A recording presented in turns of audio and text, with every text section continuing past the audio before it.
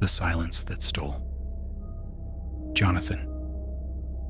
The door stood ajar in the cold darkness, a whisper against the rain-soaked night, as though it had been left that way on purpose. But no one should have opened it, not on a night like this, not in a place meant to keep children safe. Jonathan Coulom should have still been lying on his narrow camp mattress when the wind curled through the broken dormitory door. But he wasn't. It was April 7th, 2004, early morning in Saint-Brevin-les-Pins, a seaside town whose quiet streets were still asleep under early spring skies. The holiday center where Jonathan, a shy 10-year-old boy known fondly as Titi, was staying with his classmates, was designed for carefree days by the shore, not for nightmares that crawl through the quiet hours before dawn. Staff had done their final check around midnight. Jonathan was in his bed, breathing gently, the soft rise and fall of a boy, lulled by the hum of the sea in the distance.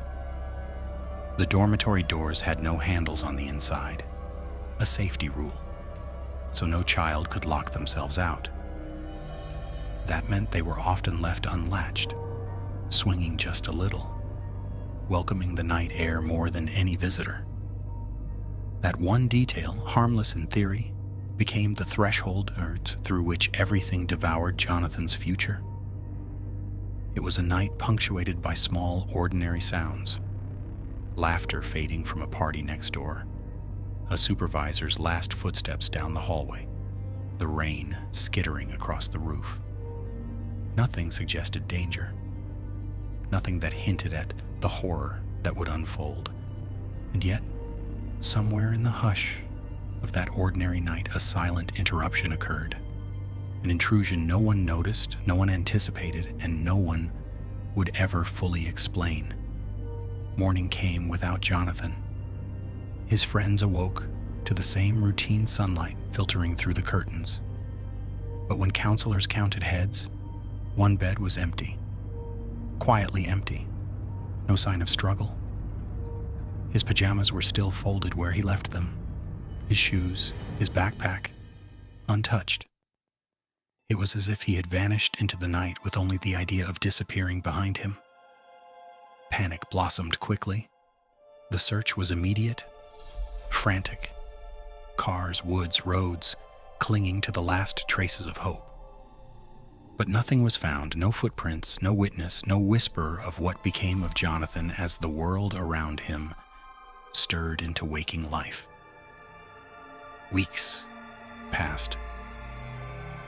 And then on May 19th, 2004, almost 6 weeks later, a grim discovery. One made by chance, in a place no one would ever assume held anything more than stagnant water. In a small secluded pond on private property near Gironde, under the unforgiving gaze of unfolding daylight, searchers found Jonathan. His body lay in water so still it betrayed no motion, bound in a fetal position and weighted down with a concrete block so heavy it promised finality. He was naked, bound, silent. Silence, the same kind that had swallowed the night Jonathan went missing, now swallowed him forever. The medical examiner made note of what wasn't there. No bone damage, no sign of struggle, no evidence of drowning, no toxic elements, no definitive sign of how he died. The body was too degraded to reveal whether he had been sexually assaulted or touched beyond the terror of capture. All that remained was the suggestion that he had been suffocated. The simplest and cruelest form of ending a life without a scream. And then the questions. Endless questions that still have no satisfactory answers. Who had the knowledge to enter the camp in the dark? Who knew the layout, the narrow paths, the hidden pond under the manor windows? How could a single child be taken from his bed without a sound that woke his bunkmates? How did someone remain invisible for so long? Investigators grasped at every lead. A tiny patch of blood was found on Jonathan's bedsheet. only to belong to another child who had stayed there months before. Investigators collected DNA samples by the thousands. More than 2,300 tests were run. Every known offender in the region was questioned. Nothing stuck.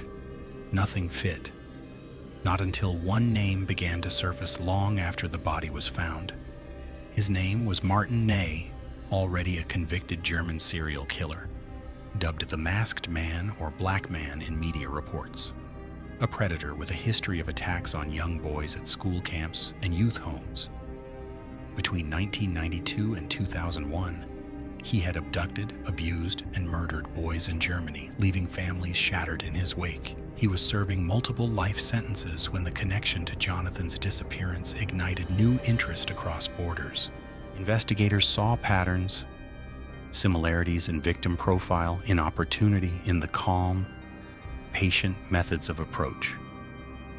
In 2018, a cellmate claimed Ney had confessed to abducting and killing Jonathan, and reportedly even misplaced a distinctive brown leather backpack during the crime. A detail investigators found striking because it wasn't public knowledge. French authorities issued a European arrest warrant. In January 2021, Ney was extradited to France and charged with Jonathan's murder. But even as the wheels of justice turned, the horror didn't unravel.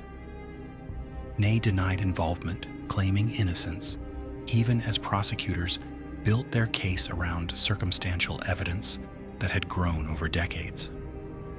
The boy's body had long since decayed beyond biological clues. The pond that held him was still quiet. The footsteps in the darkness remained untraced. No confession beyond whispers in prison corridors. No final answer to soothe the world that watched a child vanish into the night. And that is where true horror begins. Not in what we know, but in what we don't. Because we like certainty, we crave it. We latch onto solution, story, and closure. We want to believe someone will stand accountable, that the villager can be captured, that the phantom can be unmasked. But sometimes, the truth leaves us with more questions than answers. Sometimes the silence is intentional and permanent. Jonathan was just 10. He fell asleep surrounded by peers and woke in a world that had lost him. The door was left open. The fence was broken. The night was quiet. A predator didn't have to shout. He simply walked in, and no one heard him. So here's the lesson. Whispered through the years, like a shadow that refuses to leave your side. A moment of unguarded trust is all it takes for the ordinary world to become unimaginable. Don't dismiss a door left ajar. Don't ignore the stillness that feels too deep. Don't assume routine is protection, because evil doesn't always announce itself with violence or a scream. Sometimes it moves in silence, in the absence of sound, in the gap between a last check and dawn's first light. Remember what this story teaches you. Fear isn't born from spectacle. It comes from what we believe is safe. Promise yourself you'll never make the same mistake. Be vigilant, be wary, be unforgiving in what you let go unquestioned. Please subscribe for more chilling tales. Thank you